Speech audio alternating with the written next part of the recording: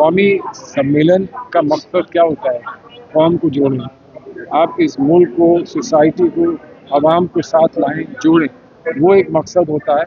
अब उसको करने के अलग अलग तरीके होते हैं, अलग अलग उसकी उसके वो होते हैं, तरकीबें होती हैं। उसको हम यहाँ पर गौर करेंगे, सबसे बात करेंगे, पूछेंगे, लोग अपनी अपनी तजवीज़ पेश करेंगे, अपने अपने सजेशन देंगे, उन पर हम लोग सब चलकर कामयाबी की तरफ इस मुल्क को ले जाएं, ये हमारी दुआ है। सर, मोदी जी कहते हैं सबका साथ सबका विकास, और आपने जो हकीकत का जो इसमें शब्द जोड़ा है, इसका क्या उद्देश्य है? इसका उद्देश्य ये है कि हर चीज़ अब जमा खर्च जो है ज़बानी जमा खर्च से नहीं चलेगी। ज़मीन पर हकीकत क्या है वो देखनी होगी, रियलिटी क्या है उसको समझना होगा।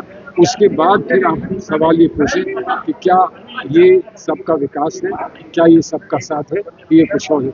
हकीकत को पहले समझें, उसके बाद कुछ और। सर, आज जिस हमारे आका राहुल गांधी जी कॉन्स्टिट्यूशन की किताब लेकर पूरे हिंदुस्तान में घूम रहे हैं, जगह जगह अपनी बात कह रहे हैं। जिस तरह से प्राइम मिनिस्टर के घर के सामने उन्होंने जाकर पुलिस के सामने वहाँ पर प्रोटेस्ट किया और दिखाया कि कांग्रेस पूरी तरह से उस जज्बे के साथ खड़ी है जो जज्बा फ्रीडम से लिंक है।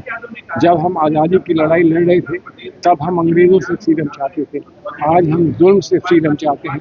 और इस बात को पार्लियामेंट से और शहर के एक एक जगह पर ले जाकर इसको कांग्रेस पहुंचाने की कोशिश में लगी है, और राहुल जी के पीछे पीछे हम लोग चल रहे हैं। हमको यकीनन कामयाबी मिलेगी। सर, एक सारी पार्टीज में जेन जी के बच्चे ज़्यादा आ जाए तो वो सबको साथ ले। सर, आपने तरीके की बात की।